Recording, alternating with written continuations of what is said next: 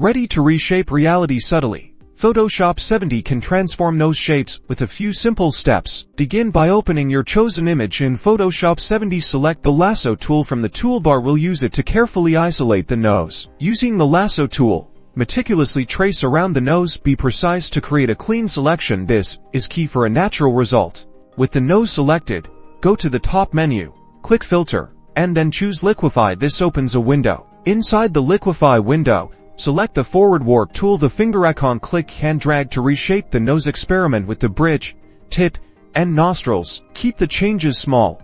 Adjust the brush size to control the areas you're affecting. Subtlety ensures a realistic look. When satisfied, click OK to finalize the changes. You can always return to the Liquify tool for further refinements. Compare your before and after images. This technique subtly enhances portraits. Practice different nose shapes.